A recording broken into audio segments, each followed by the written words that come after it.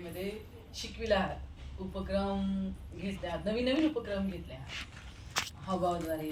आता मी नवीनच ऐकले आहे की हावभावाद्वारे इंग्रजी आणि गणित. बरोबर हे आहे. कोणते? मी ज्या ज्या शाळेत सर्व्हिस करतोय ते नवीन घटक शिकवण्यासाठी आता वेगळं उपक्रम राबवल्याशिवाय मी मुलांना शिकवत नाही. तर एक नवीन उपक्रम राबवलेला आहे आता गणिताने हावभावानुसार. आता हेच बघा की आता ये पासून झेडपर्यंत कसं कसं म्हणायचं आहे हा याबद्दल मुलांना सांगितलेलं आहे.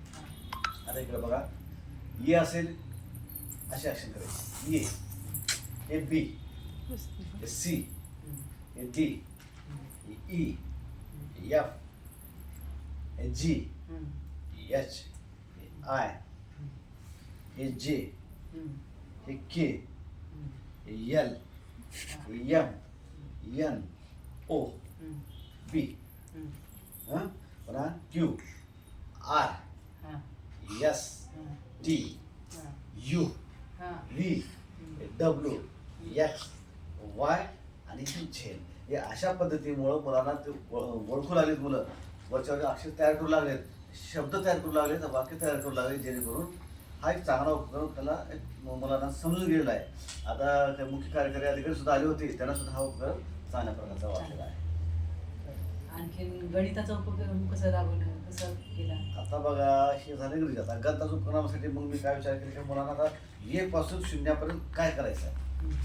आता उदाहरणार्थ बघा, आता मुलांना काय सांगितलं, एक असं, हे दोन असं, हे तीन असं, हा तिसरी सोडा असं, चार ह्या प्रकारचं, पाच असं, हे सहा असं, हे सात, हा सात म्हणले, सात असं, हे आठ असं, हे नऊ आणि शून्य.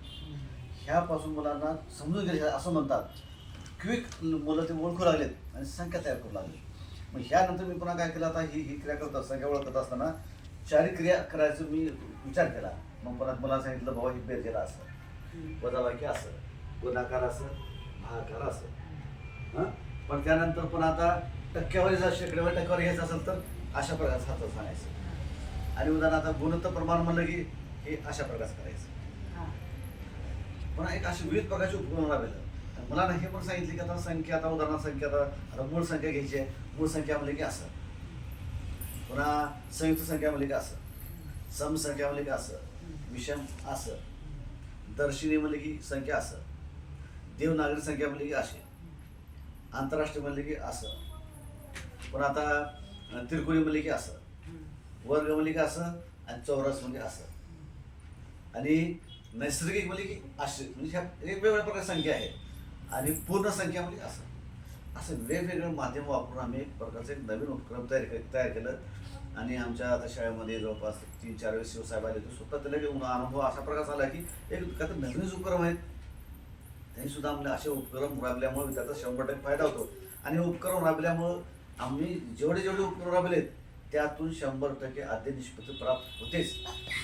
आणि असे उपक्रम राबवून आम्ही आजपर्यंत जेवढं राबवलं आहेत, आता पण राबवणार आहेत. आणि थोडक्यात छोटंसं पुस्तक पण काढणार आहे, जेणेकरून म्हणजे इतरांना फायदा होईल त्यासाठी.